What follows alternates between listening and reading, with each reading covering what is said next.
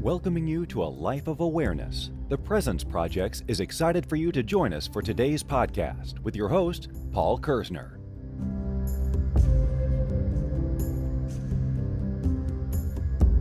Hello and welcome to episode 70 of Are You Being Present? My name is Paul. I want to welcome you to the present moment. I want to welcome you to the here and now. And I want to thank you for this magnificent, unique, and truly precious present moment. The title and topic for today's podcast is There is No Benefit of the Doubt in the Present Moment. A very valuable topic. Something that I think about and have been thinking about and definitely talking about. The concept of giving someone or something the benefit of the doubt is extremely unhelpful, and really taking time to examine why we've been taught to do so. It's a common saying. It's something that we're programmed at a very early age to do, and it causes a tremendous amount of suffering intentionally and unintentionally. And to bring light to a topic like this, to a saying like this, even you can even call it a cliche. It's very common. It's a very common saying, well, I want to give them the benefit of the doubt, or I want to give this thing the benefit of the doubt. Let's examine what those words mean, the benefit of the doubt. What benefit is there in doubt? If we're being present and we're looking at that statement, benefit of the doubt, we look at it and we see that there's a contradiction in that statement. How can there be a benefit and a doubt? And why are we benefiting any doubts? Why are we willing to give a benefit of a doubt? Now, I understand the programming behind it, but we also have to look at where it came from and what it's really doing in our realities. Because in my previous podcast about seeing people and places and things for who they are, how they are, and where they are, this is actually a very relevant extension of the importance of honoring people, places, and things in the present moment with clarity, and not seeing potential and not overlaying past experiences. Why are we so incessant upon giving up the benefit of the doubt? Why was that programmed in? And I believe through reflection and also in clinic, speaking with patients, that this is an ego program. It's a control mechanism, and it leads to suffering, because every time we give the benefit of the doubt, it usually doesn't work out for us. And the question is, well, why are we doing it? Why do we have doubt in the first place? Where's the doubt coming from? And if we're truly present, we can see where the doubt lies in. What is bringing about that doubt? Why is it there? What are we doing about it? Are we honoring the doubts that we're having about what's happening in the present moment? Is the doubt about the past? Is the doubt about the future? Let's examine and explore why we're having doubts. If you're really being present and you have clarity, you can look at the doubt itself and honor it, not go against it, not think, well, maybe things are going to be different. That's a fallacy, and that creates a tremendous amount of suffering and also expectation.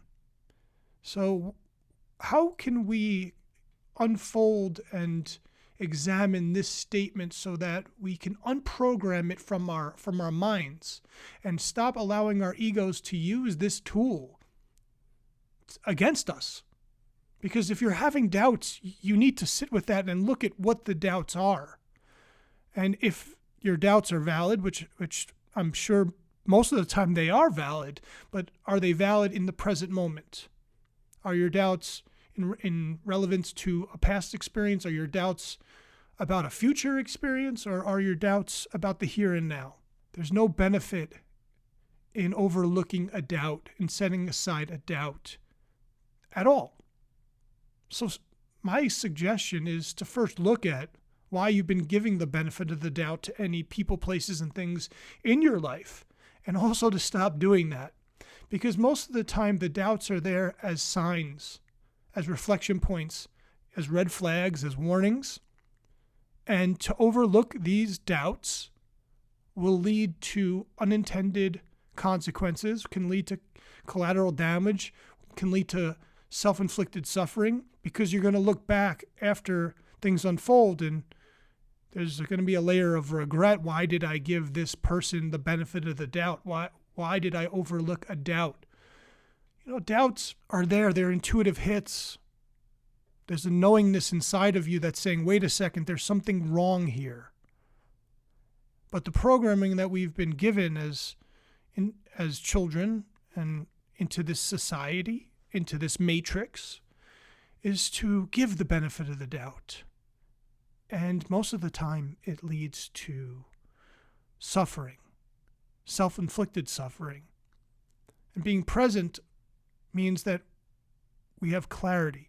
We're seeing things exactly for how they are. We're honoring how we feel, how we think, how we're being in the present moment. And we're not overlooking people, places, and things that are showing us who they are, how they are, and where they are.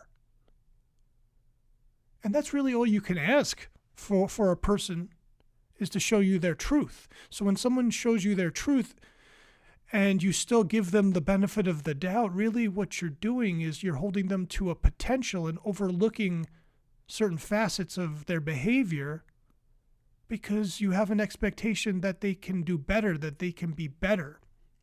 And that's not just a person, that's situations, that's places, that's things. And really what we want to do is we want to pay attention to how things are in the moment. And if these doubts are coming up, it's important to zoom out and explore why you have these doubts and to honor them for what they are. They're signs and they're messages saying, wait a second, let's stop here. Let's understand what this is. Let's sit with it, even though it's uncomfortable. And yeah, it's uncomfortable having doubts. And so that's why giving the benefit of the doubt is in a way trying to set aside that uncomfortable feeling. But that uncomfortable feeling, that doubt, is trying to teach you something. And to look away from it is only going to make things worse, potentially, and usually, and probably. Because again, setting aside messages, setting aside truths, only creates self-inflicted suffering for you, not for the person, place, or thing that you're currently involved in. I chose this topic, and it's a very specific topic. It's a very specific saying because it's a program. And it's a program that needs to be, first of all, examined, and we need to exemplify it. We need to shine light on it, but then we need to uninstall it. And it's going to take a little bit of time because it's so deeply rooted into our psyche about how we should be behaving with other people or places or things in our lives. So it's a program that needs to be uninstalled. And it's going to take a certain level of presence and awareness and then reframing. And I talked about the importance of reframing so that you can see that you're doing it. And once you see that you're doing it, you observe without judgment. You take some time to reflect. And then you shift and honor the doubts that you're having, making sure that they're doubts that are relevant in the present moment.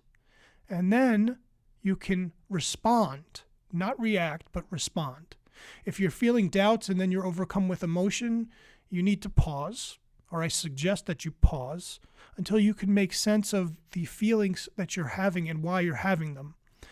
It's always best not to make any decisions or move forward when there's emotion present because there's the potential for you to be led by it. The ego loves to trigger emotions because we become overcome by them and then we are in a state of reaction. So pause. Take some time to see if you're being emotional. Make sense of the emotions. Make sure that they have to do with the present moment.